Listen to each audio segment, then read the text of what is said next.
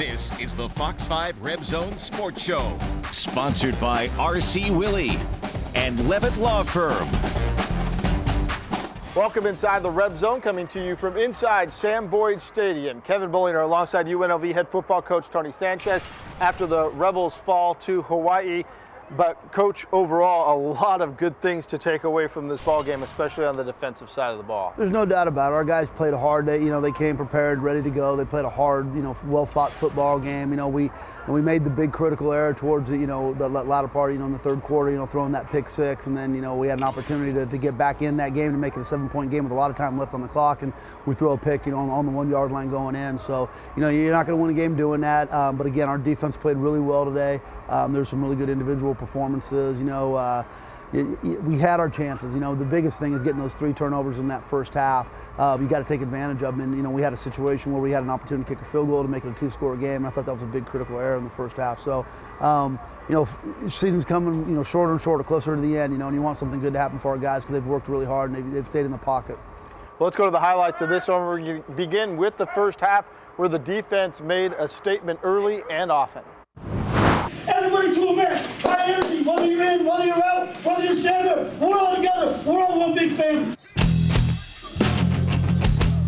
A lot of things give us highs and lows. A lot of things, but nothing like a group of men coming together, working together, and winning together.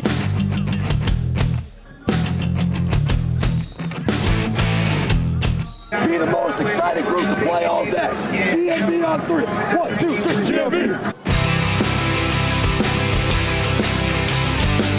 A football luau at Sam Boyd as Hawaii came in for the Ninth Island Showdown. On Hawaii's first possession, quarterback Shaven Cordero goes for the end zone, but Jericho Flowers is there to pick it off for UNLV, who take over at the 20. But UNLV could not get a drive going as the teams changed possessions a couple of times. Hawaii had a 3rd and 5 at their own 33. Cordero has lots of time and he completes it to Jared Smart, but he gets sandwiched by Rebel defenders and fumbles. Javen White recovers it for UNLV at the Hawaii 42. This time, UNLV would cash in.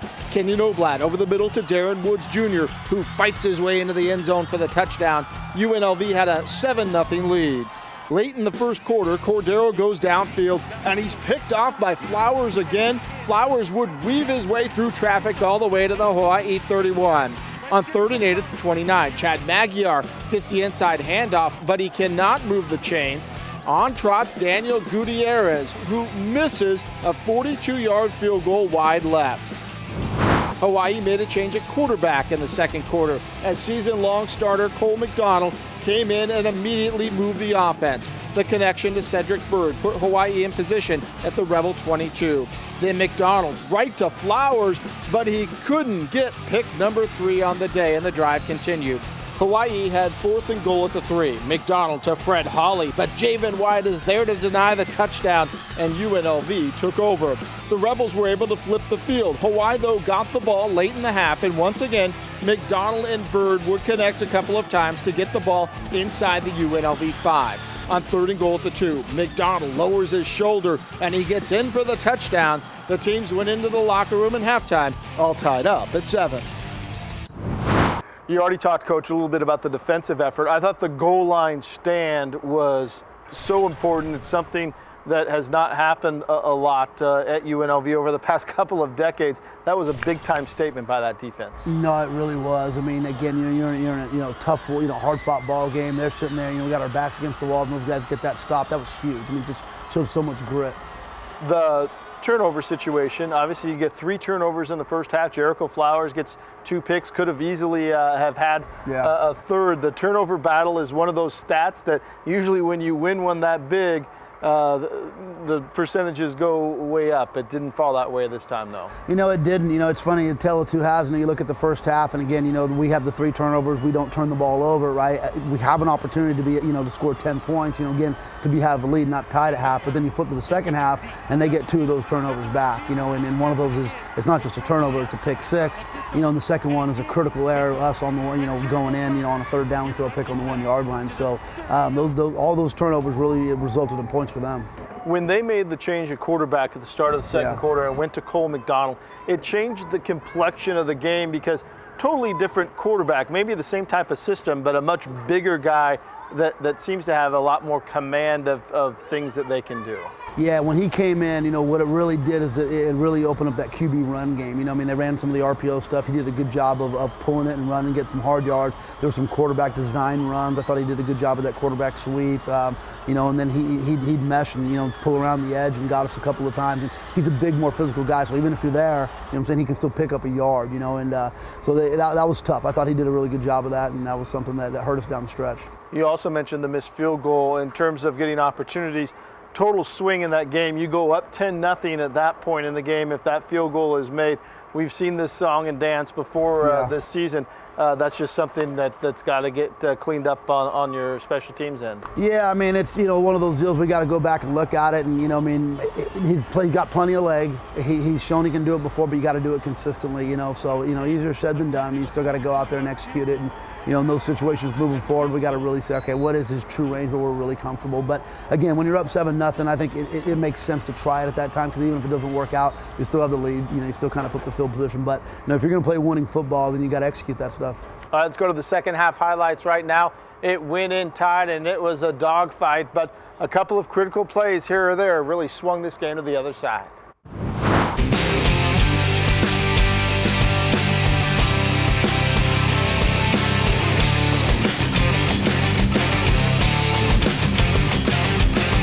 Hawaii had the ball to start the second half, and McDonald drove them down the field.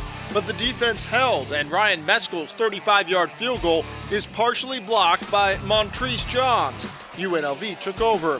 The offense started moving the ball. On 3rd and 9, Oblad to Woods for 14 in the first. Then Oblad finds Gio Faolo for 14 more to get the ball to midfield. Magyar digs in and drags Warrior defenders for 12 yards all the way to the Hawaii 39. But the drive would stall, and the Rebels would have to punt, pinning Hawaii inside the 1 on the great kick and coverage. Hawaii got out of trouble, but eventually had to punt, and that is when disaster happened. Oblad overthrows his receiver and right to Cortez Davis, who intercepts it and races 43 yards for the pick six. That would give the Warriors a 14-7 lead. We move to the fourth. Hawaii in the red zone again, and McDonald uses his size to lower his shoulder and pound it into the end zone. UNLV was down 21-7, but there was still 11:31 left. The offense went to work. Oblad hit as he throws and still connects with Paolo for 18 yards. It was 3rd and 4 to 6. Oblad rolls out and tries to throw back across his body. It's intercepted by Paul Scott at the goal line with 6:41 left.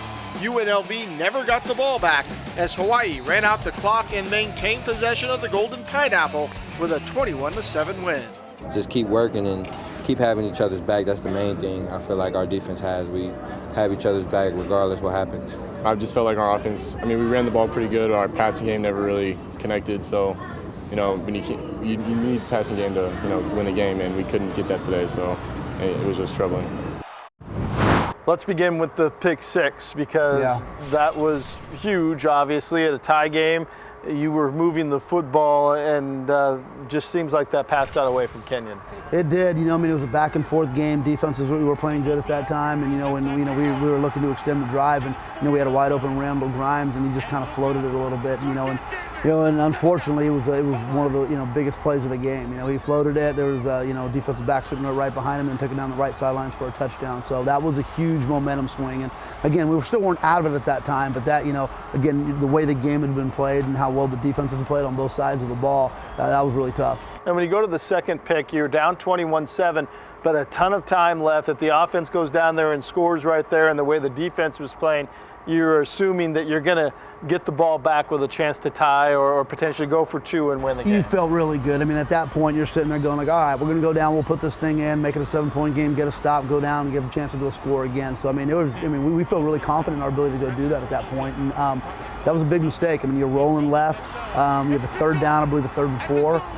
You know, you don't have to force the issue. You know, there's still 4th down, and again, that's just a young quarterback and, you know, learning on the run. You know what I'm saying? We'll sit down and we'll watch film tomorrow and talk talk about that situation and kind of that self-talk you have to have. You got to let yourself know what the situation is. You don't need to put the ball in jeopardy, right? And he threw back across his body too. So he did that a couple times today. So that's something that we got to fundamentally go in and talk to him about. Two stats jump off the stat sheet, and that's the lack of third down conversions. Yeah. And the number of plays discrepancy between what you had and Hawaii. You look at those two stats at any game, and you're like, we're not going to win those games. Yeah, it's tough. I mean, we talked about it. We talked about it before the game. We even talked about it at halftime. I believe we were 1 of 6 on third downs in the first half, and we had them at like 3 of 7, but they converted 2 fourth downs. So really, it was like, I believe 5 of 7 if I'm getting the stats right. But they were winning that battle. We were winning the turnover battle. Then you go into the second half, we continued to struggle on third downs, and that really hurt us. When you talk about having a better play discrepancy, margin, well, how do you get that? You got to convert on third downs. You got to keep the ball. You got to sustain drives, and we didn't do that. One thing that I love about this team is they have come out and fought and competed every play. We saw that again on Saturday.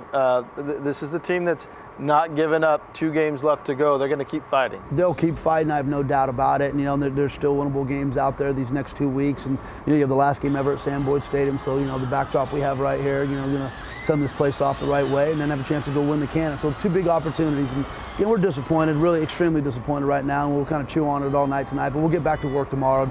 It's a great senior class. I mean, this is the first group of guys that we've had that've been 5-year guys. And Javen White and Gabe McCoy have just been unbelievable leaders. I mean, they come every day and they're in the locker room right there being loud towards the end of it, and they're hurting, believe me, they're hurting. But these guys, they'll fight to the end. Time for us to take our first break. When we come back, we look ahead to the final game here at Sam Boyd Stadium as San Jose State comes to town. We have a preview and we'll break it all down straight ahead. You're watching the Fox 5 RebZone Sports Show, sponsored by RC Willey and Levitt Law Firm. This Saturday, it is the final UNLV football game in this old barn. It is the final one at Sam Boyd Stadium, and it's San Jose State that comes to town. But it's not your old San Jose State, and this team putting up some big numbers this year.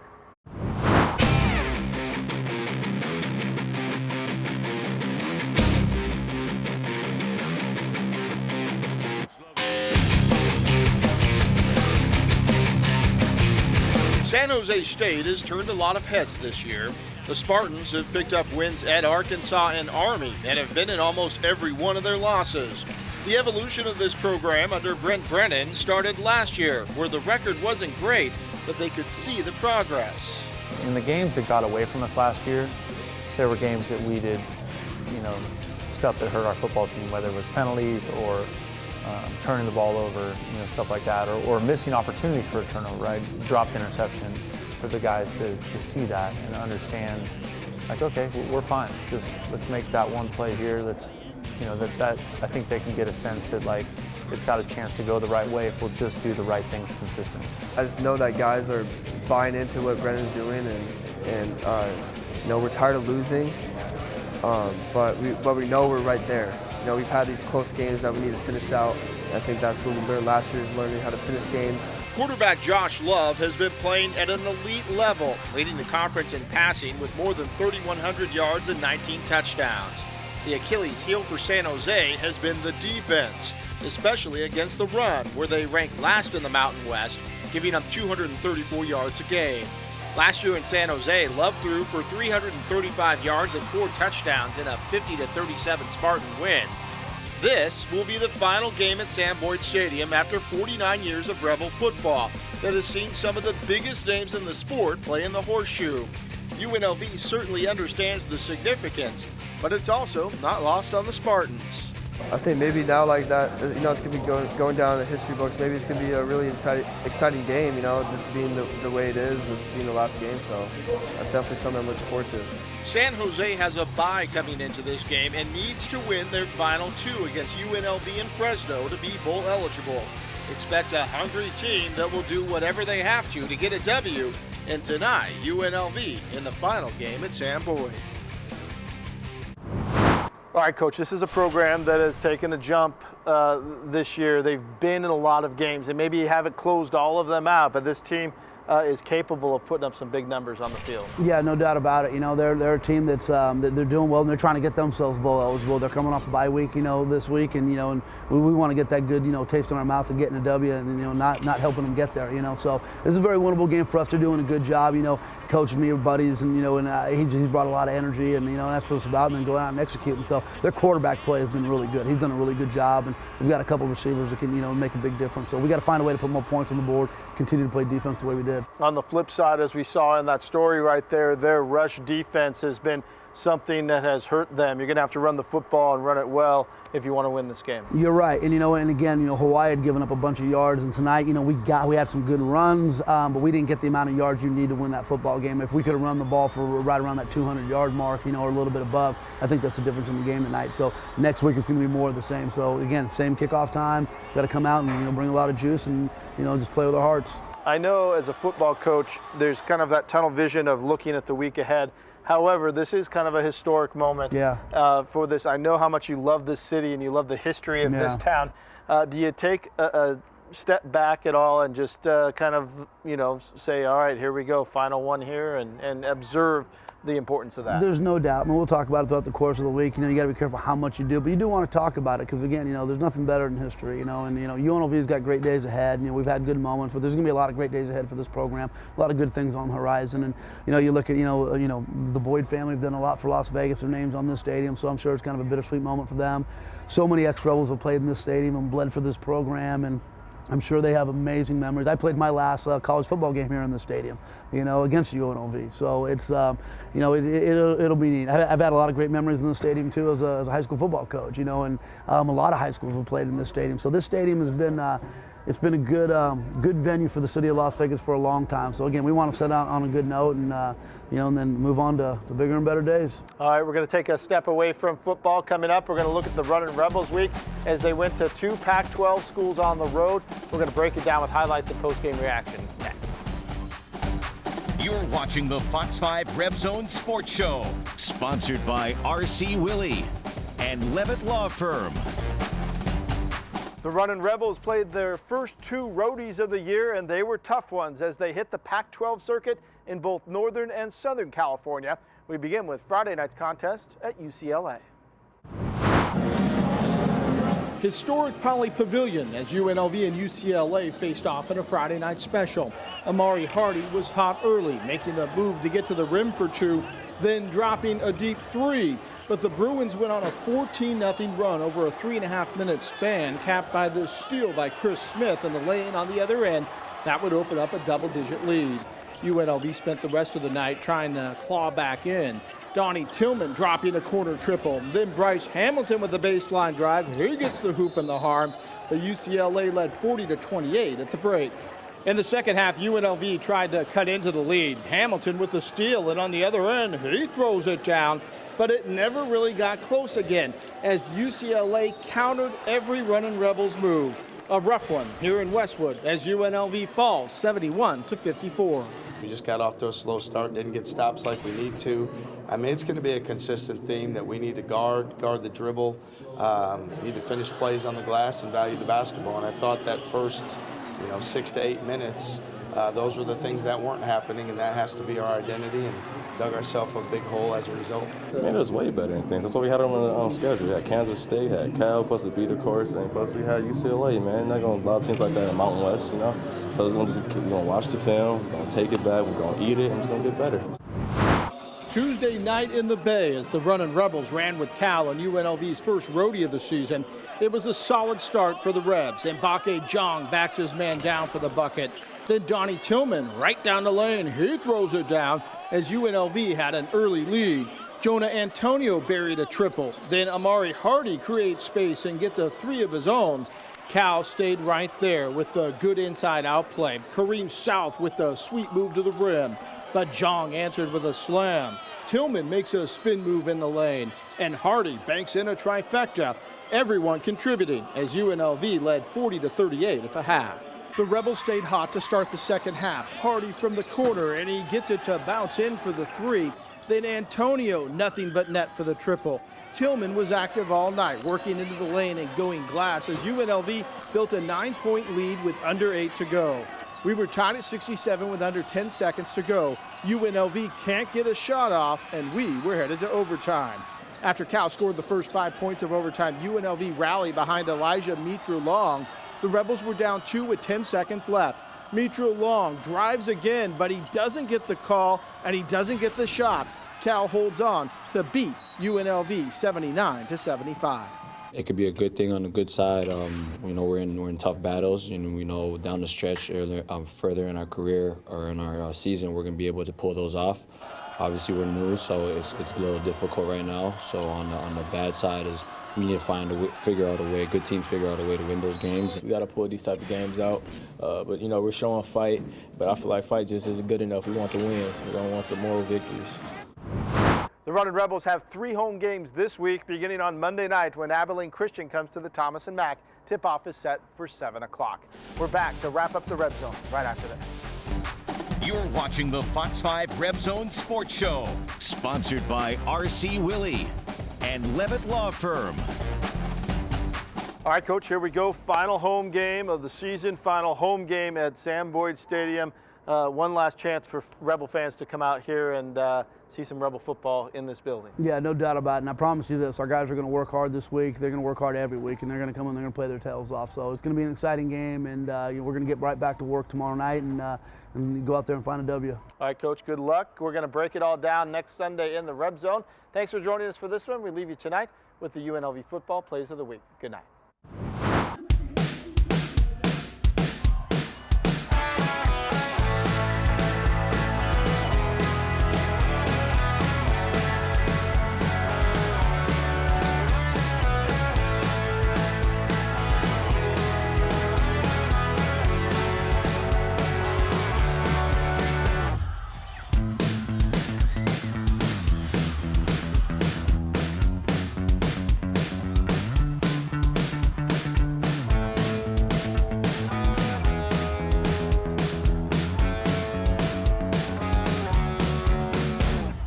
The RebZone Sports Show, sponsored by R.C. Willey and Levitt Law Firm.